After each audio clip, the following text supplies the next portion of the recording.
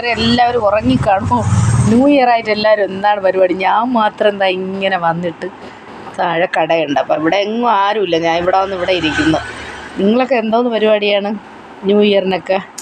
എന്തായാലും എനിക്ക് ക്രിസ്മസ് ഇല്ലായിരുന്നു, ന്യൂ ഇയർ ഇല്ല, അപ്പോൾ ഒന്നുമില്ല. കുഞ്ഞിൻ്റെ ആണ്ടാവാറായി. അതായത് ജാനുവരി 8-ാം തീയതിയാണ് അവൻ മരിച്ച ഡേറ്റ് വരുന്നത്. അപ്പോൾ അതിൻ്റേതായൊരു മാനസിക വിഷമമുണ്ട്.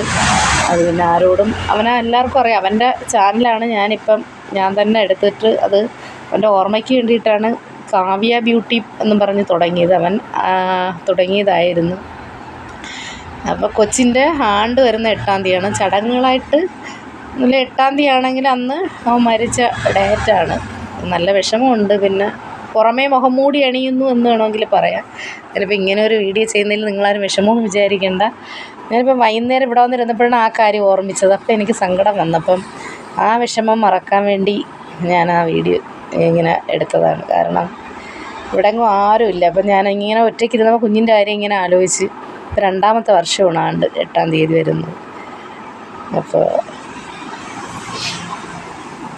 വേറെ ചടങ്ങുകളായിട്ടൊന്നുമില്ല. അവന് ഏറ്റവും ഇഷ്ടമെന്ന് പറയണത് വെട്ടുകാട് പള്ളിയിൽ ആഹാരം കൊടുക്കുന്നത് ഭയങ്കര ഇഷ്ടമാണ്. കഴിഞ്ഞ വർഷവും ഞങ്ങൾ അവിടെയാണ് ആഹാരം കൊടുത്തത്. പ്രാവശ്യവും ഒന്ന് പോകണം.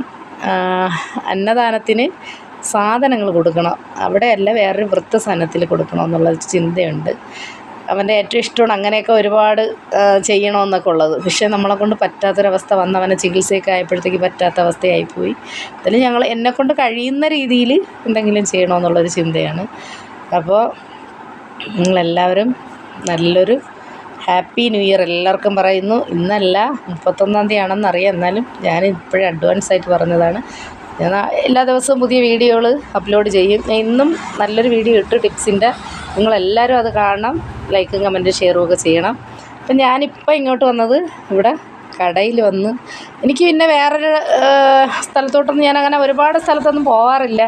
കുഞ്ഞ് മരിച്ച ശേഷം ഞാൻ വീട്, കട ഇങ്ങനെ മുകളിലും താഴെ, എൻ്റെ വീട്ടിൻ്റെ തൊട്ടടുത്താണ് ഈ കട. അപ്പോൾ ഈ കടയിൽ എപ്പോഴും വരാറുണ്ട്, ഇവിടെ വന്നിരിക്കാറുണ്ട്. എല്ലാവരുടെ പോവാറില്ല.